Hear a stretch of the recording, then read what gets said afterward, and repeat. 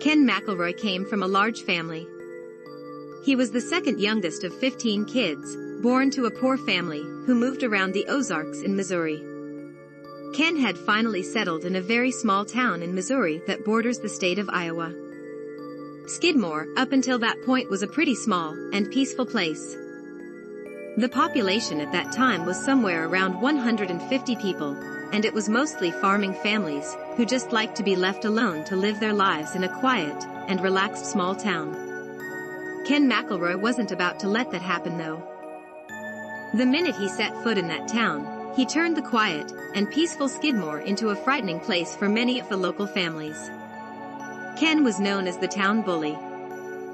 He was known for stealing everything ranging from gasoline to cattle, pigs, and basically anything that he could get his hands on, where he would often travel to nearby towns to sell. Everyone knew it was him, and he had been seen and reported many times. Ken was very well known to local authorities. Most of them wouldn't arrest him because even the town's police was afraid of him. The few rare times when charges were pressed, he would follow the victims home and sit outside their homes at night with a rifle and fire it into the air to intimidate them from dropping charges, and it worked well for him for quite some time. His crimes didn't just involve theft though. He was married when he met 12-year-old Trina McLeod, who was walking home from school one day. Even though he was already in his 40s and had many different children by many different women, he still pursued the young girl. He took her home and had his sickening way, even with his poor wife present. When she would try to object, he would beat her senseless, so she became too afraid to ever speak up again. Trina's parents did however speak up, but when they did, Ken, in typical Ken McElroy fashion, simply went to their home and shot their dog and burned their house down. The parents were so afraid of him that they allowed their young child to continue seeing the much older man. Ken then divorced his wife and married the little girl, so that the police couldn't pursue statutory rape charges.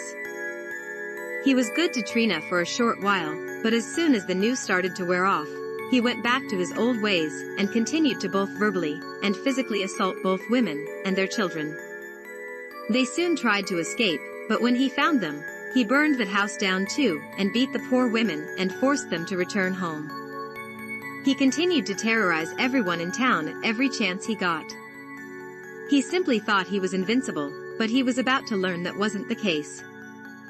McElroy was indicted in June 1973 for arson, assault, and statutory rape. He was arrested, booked, arraigned, and released on bail. Trina and her baby were placed in foster care at a home in Maryville, Missouri. McElroy would sit outside the foster home for hours at a time staring at it.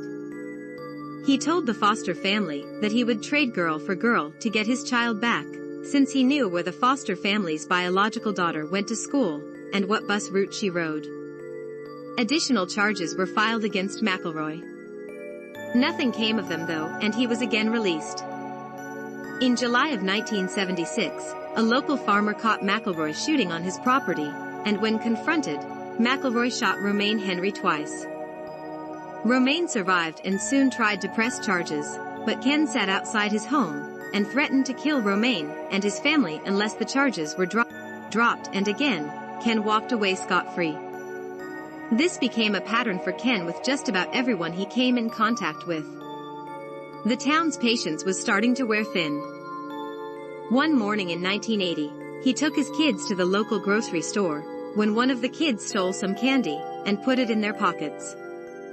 The store, which was a very small mom and pop business, gently asked Ken if he knew the kids had the candy in their pocket. This set Ken off, and he soon aimed his ire at the elderly couple who ran the store. At first it was verbal threats and stalking. He would sit outside of their home with his gun, but by the time the police would arrive, he would be long gone. For whatever reason, his hatred for the elderly couple over a piece of candy was about to be his undoing. The couple, although they were both very old, refused to back down from pressing charges against Ken.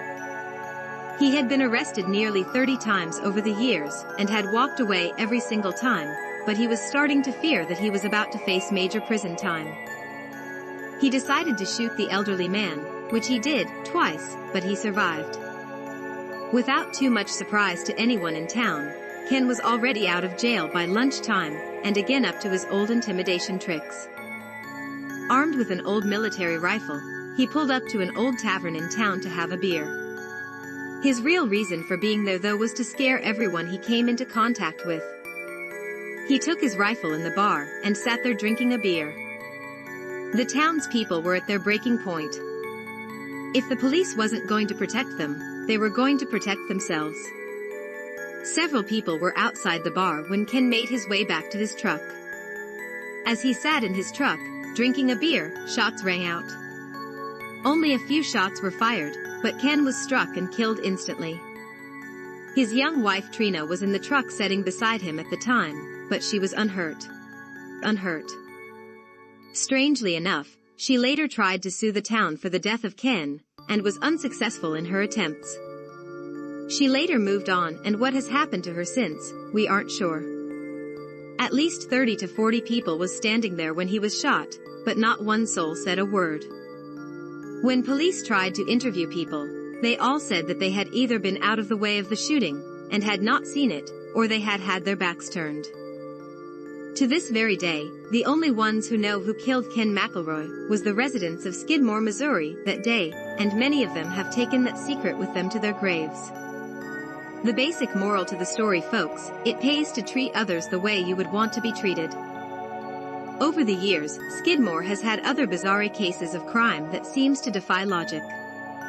A town of only 200 people shouldn't have the types of crimes that it does. It's not just the case of Ken McElroy that we are talking about.